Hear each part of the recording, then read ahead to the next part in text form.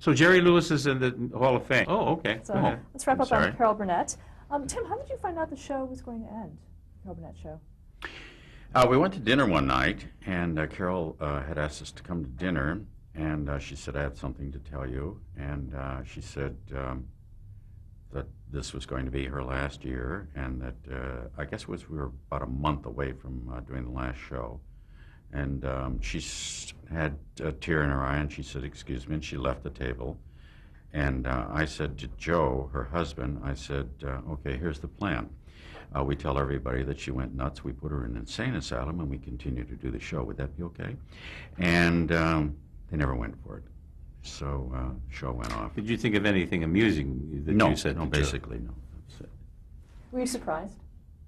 No, not really. No, I think that there were indications, not really, but as I said, 1,300 sketches, that's a lot of stuff. And she was, beginning to talk about going out while it was still up on the ratings and a hit and everything. I mean, it was never, geez, I don't even remember talking about ratings when the show was on, Once in a while somebody'd say, gee, we're in the top 10. But for the most part, it was just always up in the ratings. We were having a good time, so who cared? Those are entirely different days in television. Yeah, and ratings have really changed that. When you had your own variety show, your numbers were incredible. Yeah, it would have been today. You would be a major hit. But that's what there were only 3 channels. Talk about that last show. It was difficult to do. It was, it's like when we're doing, our tour of 5 cities. The first city you go, is this ever going to end? By the second time you're going, oh, by the third city you go, hey, this is a lot of fun. The fourth, and by the time you get to the 5th, you go, thank goodness. I mean, I've been out here for a year. So your whole enthusiasm and everything begins not to wane, but it just, you start having this relief of, oh, well, I guess I'll be going home soon, And so a lot of the energy and, the enjoyment and things like that begins to you can't keep up that kind of level for too long. It's impossible. The best shows were shows where we were had done 3 in a row, and then you have to do one more, before you have a week off. I mean, you're really looking forward to that time, and you just go out and you just blast it all out, and then you go for a week somewhere and come back. I wasn't on the show the 11th year, but I came back for the final show, and when she came out as the charwoman and sat down on the bucket and sang the full version of I'm So Glad We Had This Time Together, I was gone. I mean, I was gone, because she was wrapping up 11 years of so much history, not only of the show, but of ourselves, our relationships, our lives, our personal lives, all intertwined, all the marriages and divorces and births of kids and tragedies and everything, which we all shared together. You really do become family. And I'm say it very honestly and openly and truthfully. We all still love each other. We all, sometimes that spouses find it difficult to understand that we have a special relationship with those people that you get on stage with that's not quite the same as what it is with your husband or your wife or your children. And when it ends, it's truly sad. In 1979, Carol Burnett and Company came on. Were you involved in that? That was one that done at Disney? Mm-hmm. No, that was, she got a whole new stock company. I believe that's what you're Mm-hmm. referring to. Mm-hmm. Yeah. No, she got a whole new bunch of people, young people mainly, and they did a show over there. I don't know that it lasted very long. I think Carol kind of brought that to a close. I don't think she was comfortable with it, and that it just wasn't.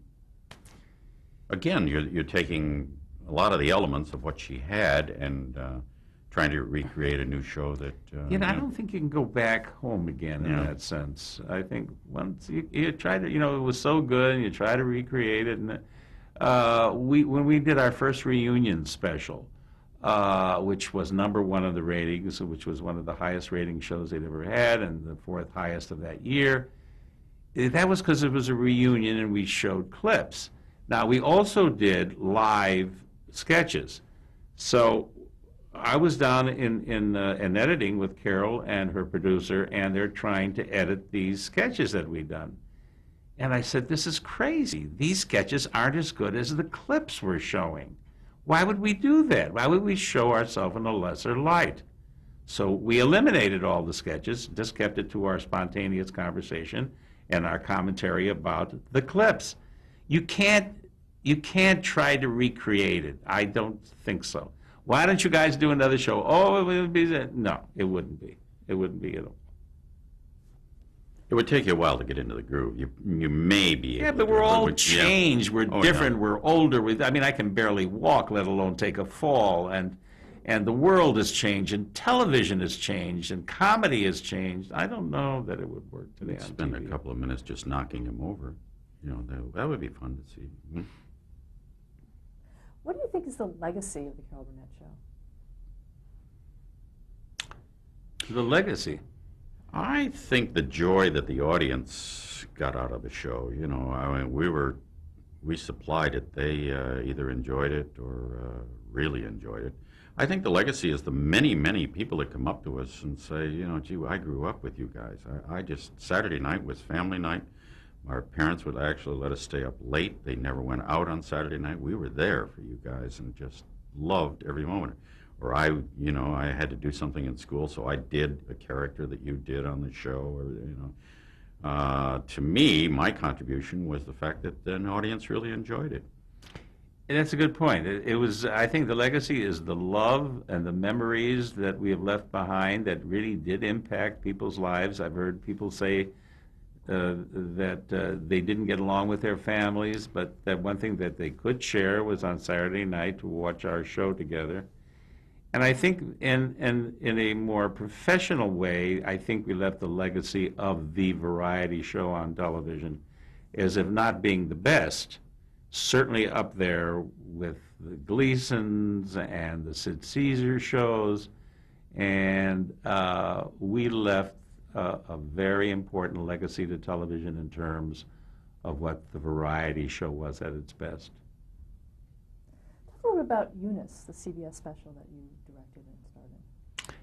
Well, I can just remember that I directed it, and I enjoyed directing it more than I acted in it, because as I said before to somebody, I was very uncomfortable in that character of Ed. I just didn't feel comfortable in his skin, and I just never felt I was convincing.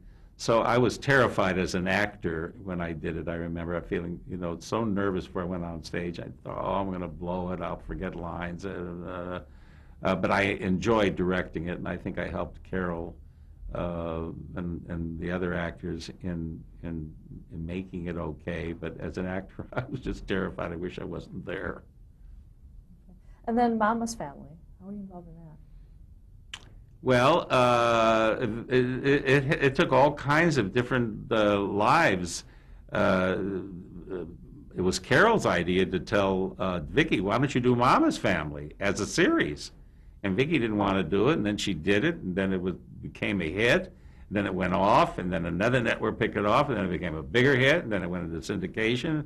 So Mama's Family, and I co-directed along with Roger Beatty, the first 24 or so. And if I did anything at all, and Vicki has admitted this, I softened the character up. I thought that people didn't want to see just every episode of this harsh, shrieking, horrible, grating woman, that she needed to soften up somehow and find more dimension, which I think I gave to her in that sense.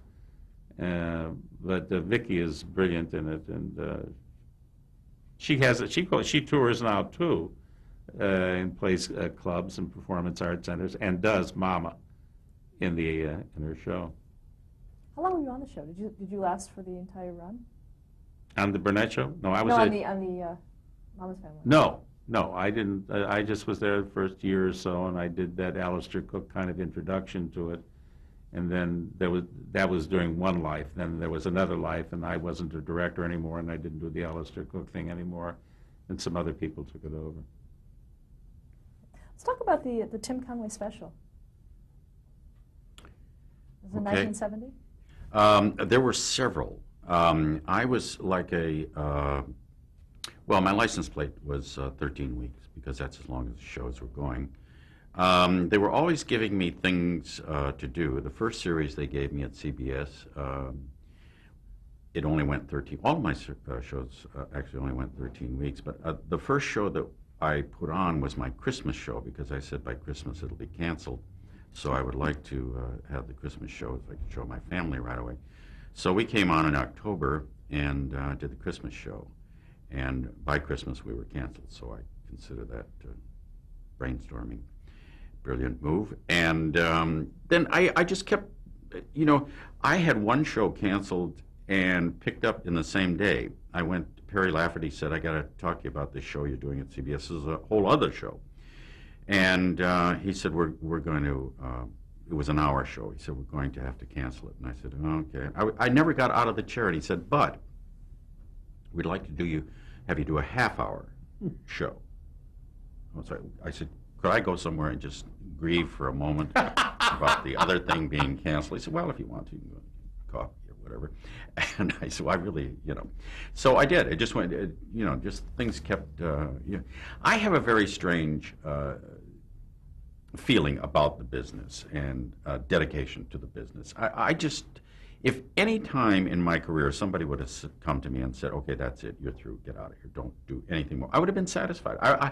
When I did Steve Allen in Cleveland, they called me out here to do Steve Allen. I did 3 shows. I went back. They called me to do McHale's Navy. I said, I don't think so. And they said, why? And I said, well, I did Steve Allen. It's about as, once you do Steve, what else is there to do?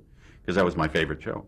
I said, you got to do this. So the program manager in Cleveland actually fired me from a station I was working. He said, you got to go do this. This is stupid. So I went out and I did McHale's Navy. And then things just kept going. I always had the attitude of I'm just going to do this the way I think I would enjoy seeing it, and if it works, it works. If it doesn't, I'll do something else probably. Harvey, do you remember appearing on that show? The Tim Conway special in the 70s? I remember appearing on it, and then we did a show together. Part of his show, we did some of, was it the half-hour show? Yeah. Yeah. Yeah, I have some recollection. You see, again, we were trying to recreate what we did on the Burnett Show. It didn't work because it had to be in the framework of the Carol Burnett Show. That we would look forward to it. Oh, is Tim and Harvey going to be together? Rather than, oh, here's Tim and Harvey and shove it right at you. It's not the same. He had a good career, I had a good career, but we wouldn't have had the career. We wouldn't have had this distinction without having the context of the Carol Burnett. We could never have done anything without Carol. I mean, we owe her everything. Mm-hmm. Let's talk about a few more things you've appeared in together. Dorff's Family Stump. Mm-hmm. That was... I wasn't in that, was I? Yeah, you were the baseball umpire or something. Yeah. That was another thing that CBS said, gee, that Dorff character, that would be funny. Why don't you do an hour of that? And so I did, and Harvey was part of that. And, again, it was, I just did it, There's also the video, Tim and Harvey in the Great Outdoors. Yes, we... yes, we're waiting for somebody to buy that. Has anybody bought a copy yet? I have several in my trunk, if you'd like to see them. I'm sure that they've been melted now by the sun. We haven't done anything really that's worked, have we? Not that I know of, no. Not that I know of either. If it isn't... Yeah, we did that. We went up in Steamboat and on an elk farm. And there were 20,000 elk on this farm, and we did a thing on hunting. So there are very few places that you could step that you weren't walking through elk crap.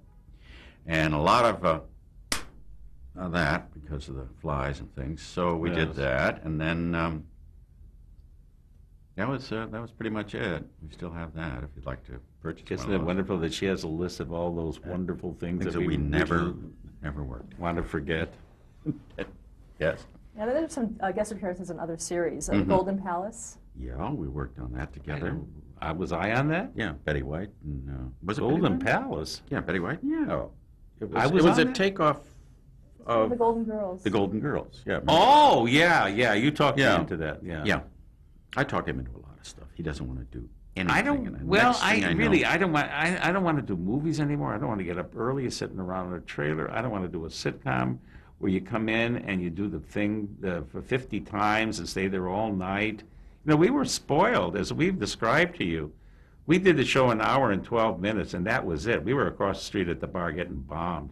There was no retakes and staying all night. I mean, that's not. We were spoiled because we were pros. We did the show and we're out. Nowadays, they beat it to death. I don't want to be a part of that. So how come you're doing the live show now? Well, because we have control of it. I mean, we don't have to answer to anybody. We're in theaters with Yeah. we're with an audience, and it's great fun. Yeah, and it's people who have laid down hard money to come to see something, so you know that they're genuinely coming to be entertained. We provide that by doing a bunch of sketches and stand-ups and things of that nature. And he needs the money, and Oh, I feel that definitely. it Yes, I have certainly behooves me to try to help him. Horses there. at one time, so I have to make up for that. We do. We do pretty good. So there's that. There's all kinds of ways in which we benefit from this. But as far as a career goes, I think our career, as far as TV and movies, is over. Yeah, quite some time ago too. And you know, what? Take a good look at me. You can see me. What are you going to use me as? As what? You know. The guy sitting in a chair. There's, you know, an old guy to do this, an old guy to do that. Let him get some other old guy. I'd rather be at home. Why do you think you two have been so successful as a comedy team? Well, I think our attitude of what we know an audience wants and we deliver, I don't think we have any pretense about being something that we're not. We know why that audience is there, and we know what to give them so that they, you know, it's like going to see Andy Williams and he doesn't sing Moon River. You go, oh, what happened? God, yeah, I love that. Yeah, that's what he was. We do the Moon Rivers. You know, I mean, we do, you know, Dorf. We do our exchanges. We do The Old Man. We do sketches that you were familiar with from the Burnett Show. We talk about getting old. We don't make no pretense of being those two guys that were on the Burnett Show. So people are relaxed when they come there. They expect something and they get it. Well, that's a very nice way of putting it, but I would say the answer to that question is that we are both brilliant. I was going to say that, but I thought No, it was you would never pretentious. say that. No. I will. Oh. We are both very brilliant, unique, very special kind of performers. And I'm beginning to accept that now and give myself credit for that. People have been telling me that for years, and I keep poo-pooing it. Now I'm Accepting it. Today is I the first am day. brilliant. Accepted. Yes. And we've always known you were. You don't give it much. No, You there's probably no don't question on that. You know, we always knew that. I told you that several Yeah. times. So that's the answer to the question. Yeah. We're unique. Well, when you get together, what is that synergy? What is the style that you have when you get together? I think we just kind of know each other so well, and we make fun of each other, and we know each other's lives so well, and we know where all the skeletons are hidden. So we play on that. He loves to rib me. He ribs me relentlessly, and I love it.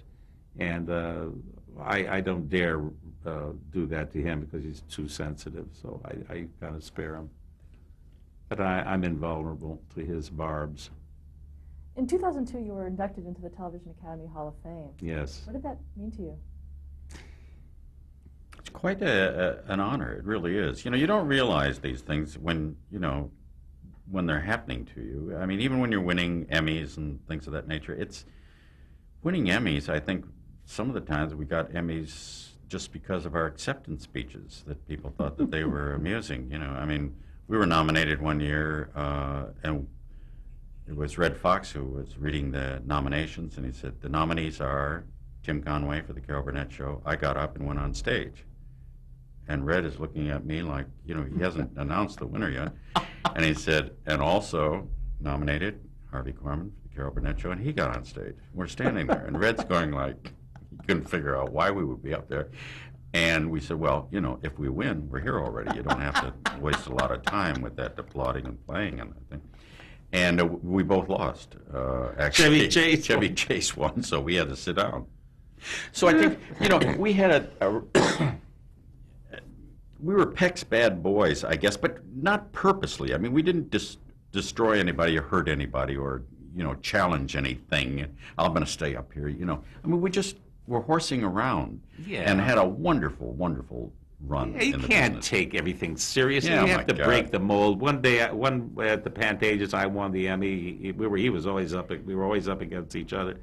So I went up to accept mine, and he came with me. I mean, he just stood there while I accepted my Emmy. My favorite Emmy speech when I won an Emmy, one of my Emmys, I said, I'd like to thank my wife and my director and Carol for all of the. Oh God, no! I'm going to blow this. You guys talk Okay, amongst nobody's yourself for a listening. while. Yeah, that's okay. Don't worry. Oh, I about it. can't even think of it. No, I remember the last part, but not the first part. I remember one time when I won, I thanked everybody at the Tarzana pitch and putt course. And explained that the pitch and putt was open every evening from 7 till 11, and they had babysitters there in case you wanted to just play. And they had a new Mark Twain hole with a windmill and everything. And, He went on and on with it. and people are staring at me like, and soft drinks for only a quarter. So and people are going, Now "What I the remember hell?" about the Hall of Fame. You know what it meant to me? That I could grasp the fact that I was going to be in this I know there aren't that many members in the hall, and not that many performers.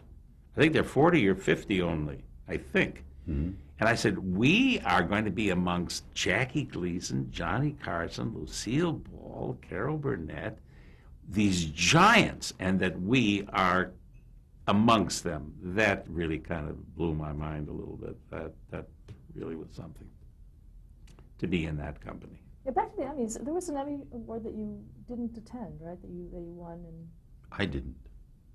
I won, and he accepted for me. And I gave him a yes. note that I said, "You remember when I told you that if you vote for me, I vote for you?" Well, I lied. He's got 6 Emmys. I only have 4. Well, 5.5. I got one for daytime. It's a smaller one. So it's 5.5. They really only give little teeny ones for Yeah, daytime? half That a. doesn't seem right. not anymore, I don't think. Maybe not. Maybe the same size. I'd trade that in. So we're going to wrap up. Oh! Tim, I'd like to dear. ask you, what's your favorite Harvey story? Many, many, many. I think there are so many. The man is neurotic. He's hypochondriac. He's obsessive. He's all of those things. So compulsive and Panicky, anxious, depressed. and so it's a very easy target. It really is. It just is wonderful to travel with him and to attack him on a daily basis. There are so many. Many of which he can't tell you. Yeah, I would compare our relationship to Jack Benny and George Burns. And I was at Universal Studios one day, and Jack Benny had just purchased a new Bentley, and he was coming to the studio with George Burns. And he was trying to back his car into a parking space, and he didn't want to hit anything because this new Bentley. So he asked George Burns to get out and direct him back. So George is back there going, "Come on back, come on back, come on back," and boom, he runs into this pole. And George goes, "That's good." And Jack fell out of the car. I mean, he's got this huge crease in his new Bentley. "That's good." And we have that kind of relationship where I'll just keep, come on backing until he Laughing at crashes. each other's pain, yes, Yeah. indeed. So it's just tons of things that we have experienced. Or not one story? Well, not too long ago, he had his luggage. He bought new luggage, and he had a combination lock on it. And he's so bright. I mean, he really is. He could do the New York crossword puzzle in 5 minutes in ink, but the man cannot tie his own shoes. So I locked the lock on it, because everybody knows when you get a new padlock, it's 000. So he goes, "Jesus, somebody at the airport locked my luggage here." And I said, "Well, I could open it for you. I got it, I used to work on opening safes and things. I was thinking of becoming a robber, and so I'm going like this, listening to this lock, and I put it on 000, and I go, geez. So then you can change the combination, of course, by pushing it in, turning it, which I did, put it back on there. Now he can't get it off. How much did you spend to have a locksmith take it off? He ruined I his was so suitcase. mad. I ripped it apart. I was so mad. Well, you could tell him, tell her about the Hail Columbus story. He got me to go in with him and two other guys on buying a racehorse, $120,000 with $30,000 a piece. And the horse was named Hail Columbus. And he told me that this was going to be a magnificent horse. He was going to win a lot of races. They would be stud fee. My $30,000 probably turned into $3 million or something. It was a great investment, and it'll be fun. Well, first of all, the horse never won. We had silks. We had on the back of our jockey said "Do not pass" on the back, but nobody ever saw it because he never got in front of anybody. So then there was the feed bill and this bill and the trainer's bill, so it was costing a lot more per month. And then the horse decided it couldn't run because it was depressed. So they had to bring in a psychiatrist. So there was an additional fee. And the psychiatry wasn't helping. Of course, they didn't have antidepressants in those days, so they didn't have that. So then they had a theory that his testicles were too large and that was holding him back. So they gave him some sort of reduction, or they found a big thing that they could put around his testicles to make him run faster. He still didn't run. So finally they said, we're going to have to give this guy. Then they started giving him baths and sending him to spas. And just the spas on the weekends could cost a fortune. Anyway, the horse is. Meanwhile, I'm taking all kinds of deductions from the IRS, and it's cost me up to about 50 or 60 at this point.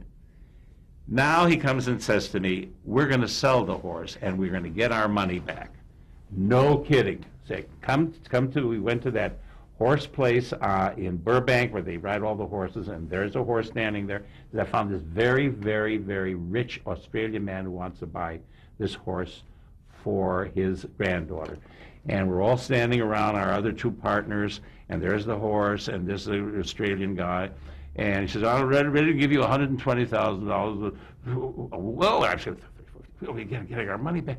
And they're saying, fine. I said, no, wait a minute. So we want to have a meeting. So the four of us get together. I think we can do it. All right, let's get. So he said, well, okay, if you don't think that's enough, I have another check here for $160,000. So, that's wonderful. Thank you so much. And I'm thinking, oh my God, I'm getting my money back. As we're about to hand over the check, his granddaughter says, "Granddaddy, I didn't think I want this horse." What? What do you mean you don't want this horse? And then I really start getting mad at her. Meanwhile, I don't know that this is a Dick Clark show about putting on people. There were cameras all over the place. And he says to me, "Take it easy. This is what do they call it? Whoppers and whoopers or something. Bloopers and blunders or something. Yeah. And I said, Dick Clark, that son of a bitch, I mean, he makes money off of everything. He's not going to make money off of me. And I started screaming and yelling. I had taken off my beard, which I love so much. I forget what the reason that I couldn't keep the beard. There was some reason. I was so angry. First of all, I didn't even recognize the horse. It wasn't even Hail Columbus. It wasn't even our horse. Wasn't even our horse. That destroyed me. They showed it on television all the time. We got to the point where every time the guy said, this will be fine, we'll take the horse, here's the check, and I'd go, wait a minute, come here. I think that, the horse business, this is, you've got to learn to deal here, We get this guy up to $250,000. It's an actor. It was that much. Yeah, $250,000. Harvey says, if you blow this, I'm going to kill you. Don't, I said, let's go back at $250 and see if we can get it. We go back and we say, well, we've decided that $250 would be our price. And he goes, And Harvey's going, he says, well, all right, $250,000. Here you go, check, boom. And the little girl says, Daddy, or Granddaddy, I think I wanted a brown horse. So Harvey says, we'll paint it. Let's stop there and change the stage. No! That was great. I wanted to thank you both for... this was great fun. Thank you. We had nothing else to do. Yes, that's true. But it was kind of nice going over these memories, and I hope we shared something that'll make some difference to anybody that watches it. Gives them a little hint into who we are and what we went through and what we represent, and I hope it affects someone. Thank you very much. Whatever he said.